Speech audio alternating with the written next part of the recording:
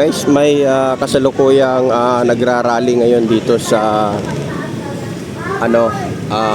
Rodriguez Avenue. Ito sila guys, oh.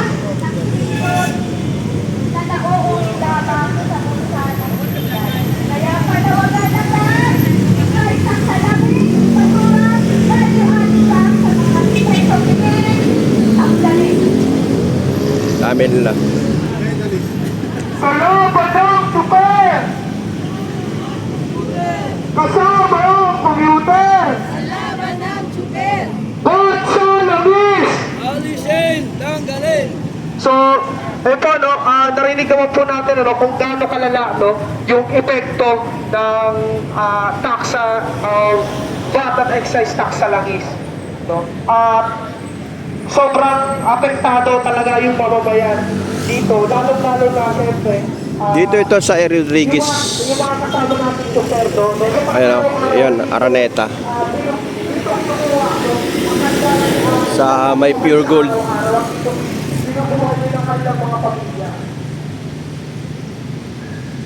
So, para sa susunod natin tagapagsalita, Ay A. Rodriguez Avenue guys. super, sa kasalukuyan at kung ano ito mga kapito sa kanila, pinatawag po natin si Secretary nyo mula po sa Toda na dyan, mula sa Provitoria.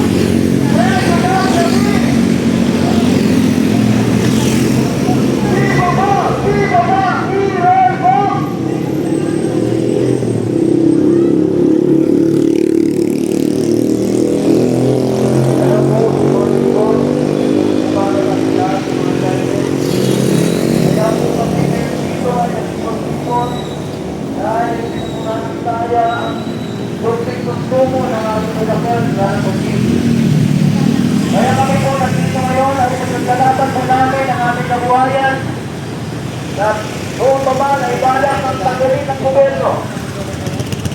Nangangap pagulagi ang isang namin at ngayon ay pinahirapan po kami sa taas ng presyo ng diesel at langis. At para kami pinagpuputog ng ating mga computer, nakakamba rin ang computer na magtaas din ang pamasahe. Dapat ibaba dapat ang langis, basura at oil imitation crew at para makinabang naman ang mga bayan. Pinagpuka po kami ngayon na. Pumunta kami kahapon sa mga sinotorong kuhan na mga ayuda. Ang mga pangalan po ng wala po na doon. Pinilang po ang manitigan. Kaya po, sana hindi ayuda ang ibigay sa amin. Ibaba ang presyo ng langis at diesel at gas. Yun po ang kailangan namin ngayon. Lalo na po sa maghapon na gamit namin ay 20 liters. Nagdupli po ang konsumo namin. Halos wala na po may binila sa amin. Lalo po yung sana ibinigay ng piso na para naman malimos yung mga driver. Pinagpukha kami mga malimos sa kalsada. Piso na nga lang, kinansin pa, tapos pinagpukhang ayuda. Diba po? Dapat po ibaba ang presyo ng langis, hindi po ayuda ang kailangan namin. Kasi lahat po maginabang, lahat ng driver. Kaya po, sa araw-araw po natin mga masada sa kalsada, halos hindi na po namin kaya ang sobrang taas po ng diesel. Nagtupli na po ang konsumo namin, halos mayuwi namin 150, 200, wala na po sa minimum. Lahat naman po tayo ay gusto magtrabaho, dapat po tayo ay kumita. Lahat po ng gagawa ay nagtatrabaho, dapat po kumita. Sa aming mga driver and kids, gusto rin namin magtatrabaho, mag-servisyo ng totoo. At kapag kailangan din po namin kumita, hindi mo kami namamalimos. Ang sa amin lang, ibaba niyo po ang diesel para po kami ay makinabang po lahat.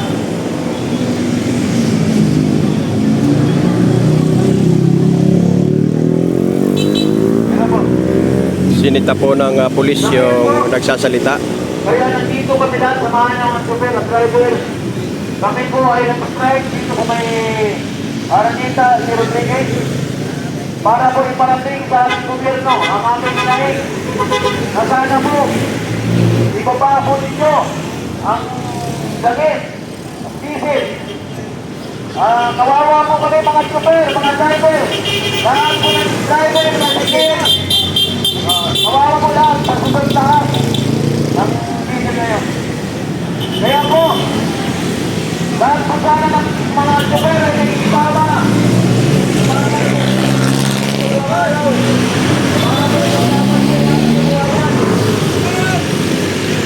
Wala naman po sila natin. Kung tayo ay mananangin lang.